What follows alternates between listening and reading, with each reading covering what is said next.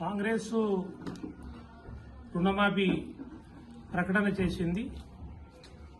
ఈ కాంగ్రెస్ రుణమాఫీ ఏదైతున్నదో ఇవాళ కేవలము 40% మంది రైతులకే వర్తిస్తున్నటువంటి పరిస్థితి ఉంది.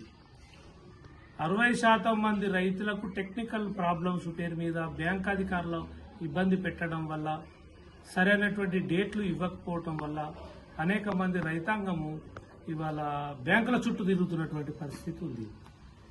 రుణమాఫీ పూర్తి కాకముందుకే చేర్యాలలో కాంగ్రెస్ వాళ్ళు విజయోత్సవ ర్యాలీ చేశారు. జనగామ కాంగ్రెస్ అధ్యక్షుడు కొమ్మూరు ప్రతాప్ రెడ్డి చేర్యాలలో విజయోత్సవ ర్యాలీ చేసినటువంటి పరిస్థితి ఉంది. మరి మేము అడుగుతున్నాం, సిపిఎం పార్టీగా ఈ కొమ్మూరు ప్రతాప్ రెడ్డిని అడుగుతున్నాం, 60% మంది రైతులకు రుణమాఫీ కాలే, నీకు సిగ్గుందా అసలు? మొదలు నువ్వు 60% మంది రైతులకు రుణమాఫీ చేసినాక నువ్వు విజయోత్సవ ర్యాలీ చేయి, అప్పుడు బాంబులు కొట్టుకుంటావో భాగవతం ఆడతావో ఆడు.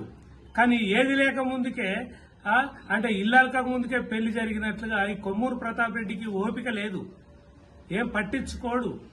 రైతులు బజార్లో తిరుగుతుంటే చూస్తూనే ఇటు విజయోత్సవ ర్యాలీ మాత్రం చేస్తున్నటువంటి పరిస్థితి ఉన్నది. ఇట్లాంటి దౌర్భాగ్యమైనటువంటి లీడరు ఈ తెలంగాణ రాష్ట్రంలో లేడు. అట్లాంటి వాడు ఈ కొమ్మూరు ప్రతాప్ రెడ్డి. అందుకే చేర్యాల ప్రాంత ప్రజలు, జనగామ ప్రాంత ప్రజలు 4 సార్లు ఓడించినా ఈయనకు సిగ్గొచ్చే పరిస్థితి లేదు. అందుకనే కొమ్మూరు ప్రతాప్ రెడ్డిని మేము సూటిగా అడుగుతున్నాం, బుద్ధి తెచ్చుకో, సక్రమంగా మెదులుకో.